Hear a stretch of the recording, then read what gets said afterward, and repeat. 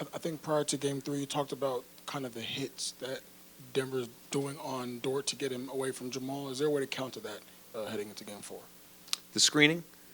I mean, it's nothing we're not used to. You know what I mean? So the answer is yes. Teams make a priority to try to get Lou off of their guy for obvious reasons. We see that almost every night. There's different ways teams try to do that. Denver shifted to more like off-ball stuff last game to try to do that, but we switched some of them depending on who else is involved. And Lou pursues some of them, you know, so we can cover with the big a little bit. So there's solutions we have. This is nothing new. And it's obviously a priority for Denver, so it's a priority for us defensively.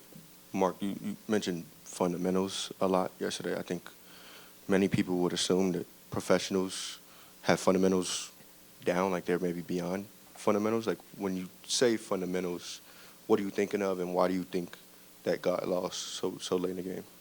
I wouldn't say it got lost. Like I said yesterday, it was 7 out of 10 probably. It just wasn't up to the level of, that game, to win that game. But, I mean, if you watch a basketball game, choose a possession of any playoff game right now, and you're going to see coverage communication on defense. You're going to see individual defense. You're going to see help defense.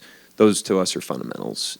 Offensively, you're going to see some sort of organization happening, some sort of execution of either screening or an action, and then players making, quick decisions once the advantage is created. So those are the things, when we draft Nikola Topic, that's the stuff he's working on, right now. And we try to layer that into our development program, and we try to emphasize it through the season because at the end of the day, that's what these games usually come down to.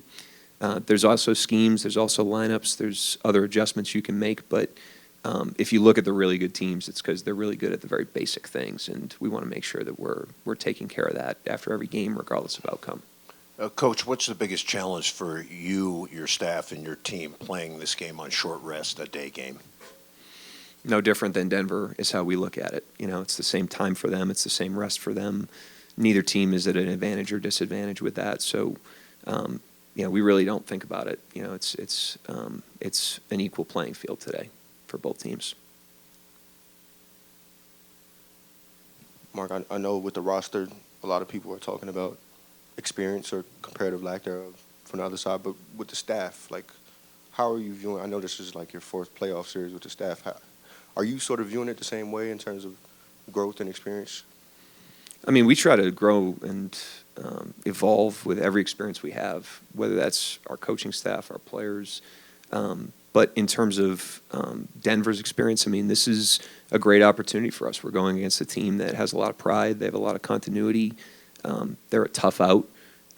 They're really competitive. And if you want to be really good, you have to conquer these types of challenges. And so we have a team that is ambitious and understands that. Nobody in that locker room is shrinking from the challenges that we have faced or will face today or will face moving forward. We see this as a great opportunity for us. It's a great test of our own conviction. It's a test of our connectedness, our competitiveness, all the things that you got to have to be a great team. And so I'm looking forward to seeing how we play today. Mark, I think through 3 games, Nikola Jokic is a negative assist-to-turnover ratio. You guys have obviously thrown a lot at him, but just in terms of kind of limiting his effectiveness at being kind of that offensive hub for them, what do you feel like has been really successful there through 3 games? Well, it's a tall task. He's a great player, but I do think it speaks to what the playoffs are. The playoffs are not about ease or comfort or convenience for anybody.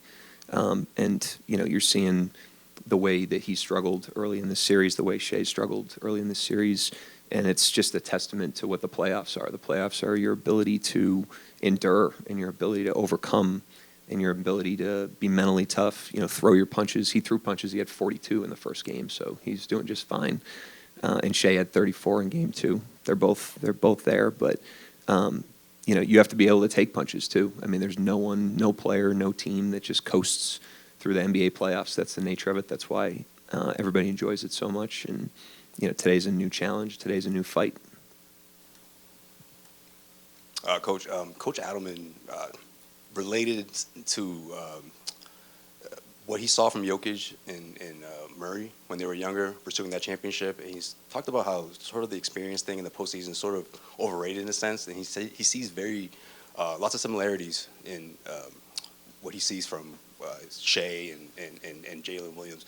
What does that mean coming from someone who's obviously been there, championship run and all that? Like hearing something like that, how valuable is that? I mean, the experience narrative is something that we don't have any control over. At the end of the day, we are where we are. We've played the games we've played. We haven't played the games we haven't played. And it's more about, how you go out there and you compete in every challenge that's right in front of you. So it's really not something we think about, talk about. We just talk about, doing the best we can to play our best game in the game that's right in front of us. So all of our focus is on playing our best game in Game 4, going into this game and throwing our best punch, and then we'll learn from it and we'll prepare for Game 5. Anybody else? All right, thank you.